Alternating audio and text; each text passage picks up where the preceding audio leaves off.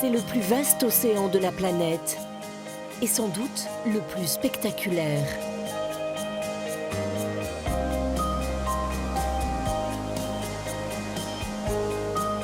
Le Pacifique, une immensité bleue constellée de petites îles habitées.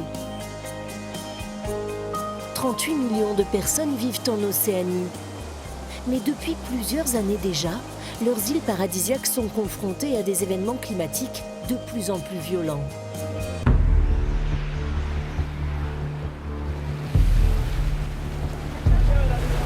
Typhons d'une intensité inédite, pluies diluviennes, montée des eaux, aucun peuple n'y échappe. Les îles françaises d'Océanie sont elles aussi menacées. Mais nous, on fait quoi? Les gens de Morée, on fait quoi? On reste ici, on attend la houle, on attend quoi? La Polynésie, la Nouvelle-Calédonie et Wallis et Futuna, ces terres françaises du bout du monde sont en première ligne face au bouleversement climatique. Si ça continue comme ça, un jour ou l'autre, on finira bien par partir d'ici. Tous ces petites îles du Pacifique, là, ils ont tendance à se noyer. Des îles en sursis, tout comme leur fond sous-marin. Les coraux, les poissons, mais aussi les fameuses perles de Tahiti sont en souffrance dans des eaux de plus en plus chaudes. Si l'huître grandit pas très bien, il n'y a aucune chance qu'elle nous donne une jolie perle.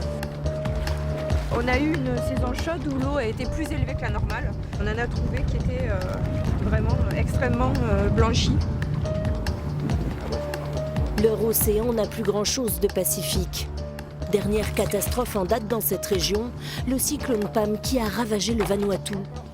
Il rappelle à toutes les îles de la région que l'avenir est sombre. Ce n'est plus sûr ici. On doit partir. Je pense qu'on a assez réfléchi, maintenant il faut vraiment être dans l'action. Et c'est pas du populisme, il faut être dans l'action maintenant, il faut faire quelque chose.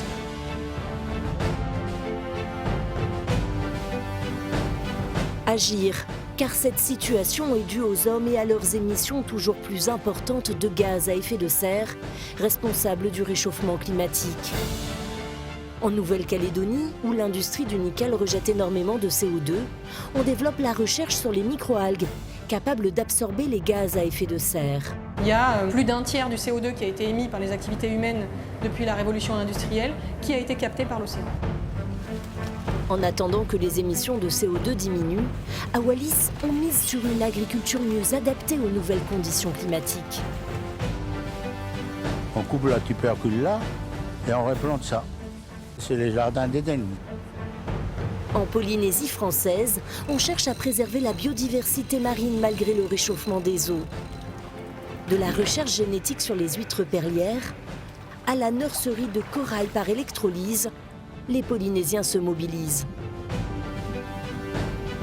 Les coraux survivent beaucoup mieux, cicatrisent beaucoup mieux, a priori grandissent plus vite et résistent beaucoup plus sur tout ça. C'est surtout ça qui nous intéresse, résistent beaucoup plus au stress.